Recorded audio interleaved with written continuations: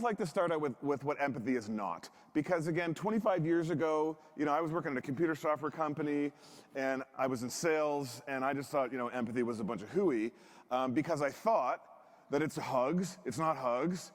It's not just trying to get everyone to like you and be nice to everyone. It's not having to be wrong, in other words, telling the other person that they're right. It's not giving in, oh, I guess, we have to do it your way. It's not something soft and squishy. You're going to learn there's some neuroscience and brain science to it. It's not listening to whiny people all the time. Now, sometimes you're going to connect and validate, but it's not just dealing with negative, whiny people all the time. And it's not sympathy. I'm going to talk about that a little bit later, the difference between sympathy and empathy. So that's what it's not. So what exactly is empathy? Well, there's 3 different types of empathy that you'll read about in the psychological research. The first is emotional. That is where you actually feel what the other person is feeling. So if they're sad, we all have mirror neurons.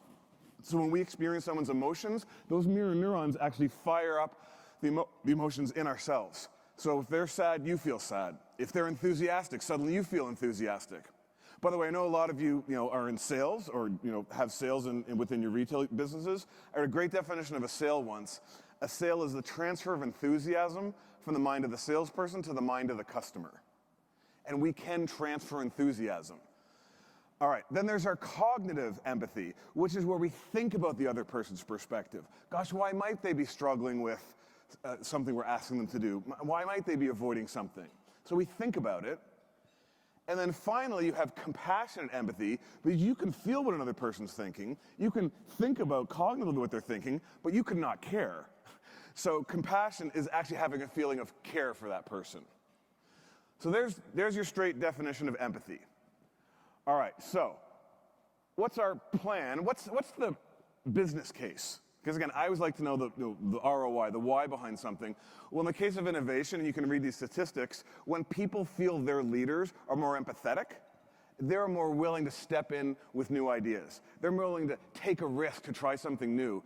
There's something called psychological safety. In other words, they feel like they're not going to get criticized, they're not going to get put down, they're not going to be, they're going to be listened to and not interrupted. They're safer to bring up ideas. Engagement. People are much more engaged when they feel heard and understood by their leader. And again, engagement isn't just about working extra hours, it's about doing a little bit of extra. It's about coming to work with a positive attitude, right? There's so much more to engagement than just how many hours someone works.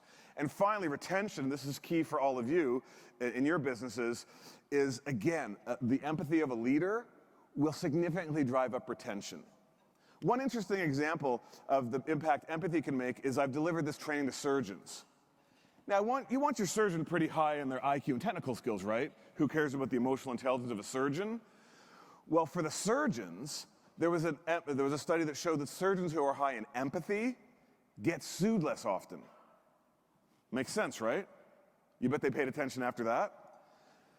So, just like a patient will feel more connected to and won't want to sue a surgeon, if they feel that empathy, if they feel connected to you, they're more likely to give their best and stay. They're less likely than to leave. They have lower leaving intentions. So there's an ROI, there's a business case for your businesses to empathy. The last 8% is the difficult part or the hardest part of first a conversation that we have to have. So when you have like a performance conversation with someone and you get 85, 90, 92% of the way into the conversation and suddenly the other person reacts, starts getting defensive, and you react, and your emotions get triggered, and suddenly you're not really stepping in. You're not really saying that last part. You actually avoid saying that last 8%, the most important part of the conversation. And that is such a common reaction in our research. 68% of people react to that situation where they're in that last 8% by avoiding the situation, by not stepping in. Sometimes avoiding the conversation completely, or just within the conversation, not saying what needs to be said. It isn't just conversations, though. We all have last 8% decisions to make. There's the easy decisions where everyone agrees and everyone's going to be happy. Then there's the tough decisions where somebody's going to be disappointed. Somebody's not going to like our answer. Somebody's not going to feel that they were heard. Those are the tough decisions. Those are the ones that keep us up at night, right? Those last 8%, those really difficult decisions. And finally, there's many situations that we face that are last 8%. For example, did you know the number one fear people rank is public speaking over death? They rank it. Now, I've always thought if you took a gun and pointed at someone's head and said, get out there and speak, they'd probably go out and speak, but it's a perception that that's their fear. So everyone faces many last 8% moments and situations. And our reactions in those situations, as I mentioned, the most common is to avoid those difficult decisions, conversations, and situations. But then there's the other 32%, and I tend to fall into this category. I'm in that conversation, that person starts getting defensive, now I react emotionally and I get defensive. And now I'm reacting, and now I'm making a mess of the conversation. I'm having an impact I don't want to have on that person. And they become more resistant, they become less willing to listen to my point of view, to my coaching. I'm making a mess. So some of you are probably sitting there thinking, yeah, gosh, there's some times when I avoid and sometimes when I make a mess. And that's true, right? It isn't binary. We're complex emotional beings. And so there might be times when, yeah, you're more likely to avoid, and other times when you're more likely to make a mess. For many of us, there's a difference between how we might show up at work and how we might show up at home. So again, we all have a more common default behavior, but I also had somebody say once, yeah, I avoid, and then I blow up and make a mess. So we all have many different ways that this manifests, how we respond and react emotionally to our last 8% situations. Well, there's a consequence. First of all, on your external reputation, and we know that because of what we call the cortisol effect. Cortisol is the chemical, one of the chemicals that gets released when we get emotionally triggered.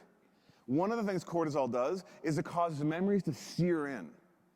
So how you show up in that last 8% moment, that's what people remember, because that's when the cortisol was in their brain, and that's what's causing memories to sear in. So what you do, how you show up in those last 8% moments is what establishes your reputation. That's why you can do something right 9 times out of 10, but that one time you messed it up, that's what everyone remembers. So it impacts our external reputation. But there's someone else watching. We're watching. We know when we messed up. We know when we didn't really step in. We know when we avoided something difficult. We certainly know when we sent that email and made a big mess. So we're watching ourselves. And then we can start to feel some disappointment in ourselves, even regret and even shame, which then lowers our confidence the next time we go into a last 8% moment. And finally, there's an impact on results. Going all the way back to that ROI slide of the impact of not being effective in our last 8% moments, not demonstrating empathy. So the point here is that the most important moments to demonstrate empathy, to engage, motivate, inspire, build trust and reputation is in these last 8% moments.